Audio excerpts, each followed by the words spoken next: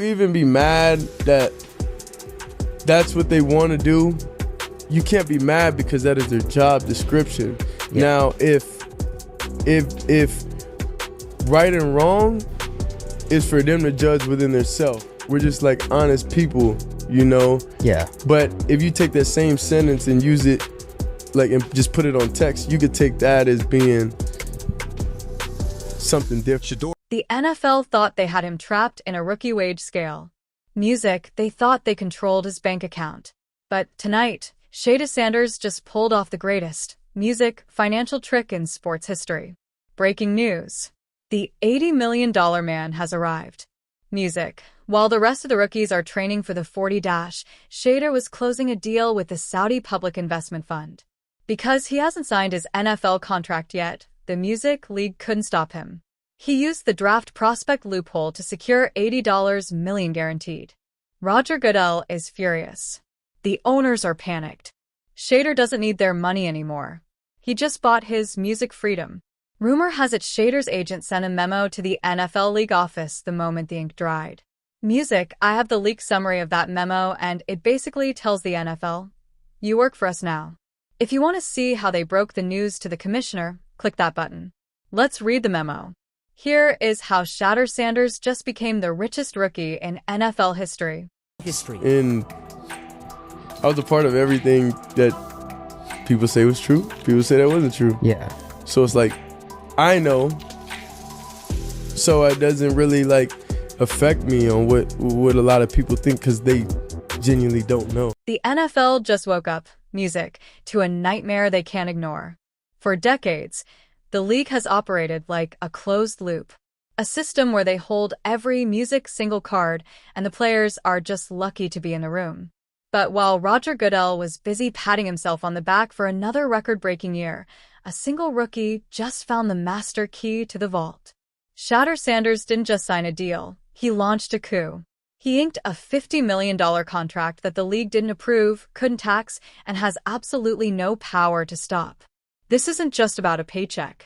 It's about the exact moment the music NFL's grip on its players finally snapped. The timing of this wasn't an accident. Music, Shedeur didn't just stumble into this deal on a random Tuesday. He waited for his birthday, music, a day when the world was already watching, to drop a bomb that sent the league offices into a total tailspin. Music, while most rookies are busy trying to figure out their playbook or suck up to their veterans, Shedeur was in Canton, Texas, hosting a private celebration that felt more like a coronation than a party. There were no league officials invited. No cameras from the major networks were allowed in. It was a clear, calculated message to the people who tried to humble him during the draft. They thought they could control his value by letting him slide. But while they were playing checkers, the Sanders family was buying the whole board. But the real story is how he actually pulled it off without getting sued into oblivion. The NFL is notorious, music, for having ironclad contracts that prevent players from making significant music money outside of the league's approved partners. However, Shedeur's team uncovered a tiny ignored equity clause tucked away, music, in the fine print. This specific loophole allows for international brand ambassadorships, music, that fall outside the jurisdiction of domestic sports law. By partnering with the Saudi Music Public Investment Fund to become the global face of American football in the Middle East, he bypassed the music league's front office entirely. He didn't ask for permission because legally he didn't need it. And that was just the beginning of the league's problems. You see, the owners are currently panicking behind closed doors because they realize the leverage has shifted. An emergency conference call was reportedly held to discuss how to patch this loophole before other stars realize what's happening. Think music about it. If a player is already making $50 million from an international deal, why would they care about a league fine? How do you discipline a player who earns more in a weekend than music his entire team's coaching staff makes in a year? The traditional tools of control like withholding bonuses or threatening suspensions lose all their bite when the player is financially untouchable. This financial independence is exactly why the character concerns rumors started circulating during the draft. There's a very quiet, very dark speculation that some of the league's power players tried to blackball Shedeur, music, by painting him as difficult or distracted. They weren't worried about his arm talent. They were worried about his bank account. Music, a rookie who doesn't need the league's money, is a rookie who can't be bullied. When he rolled up to the facility in that Ferrari F8, Music, it wasn't just about the speed or the price tag. It was a neon sign telling the organization that he was already a winner before he even saw the field. He didn't come to the NFL to get rich. He came to take over. This leads us to the situation in Cleveland, which is becoming the ground zero for this power struggle. While the local media is desperately trying to hype up a fair competition between the current starters and the new arrival, Music, everyone behind the scenes knows it's a facade. The Browns are currently shackled to Deshaun Watson's massive guaranteed Music contract, a deal that many consider one of the biggest legal issues in sports history.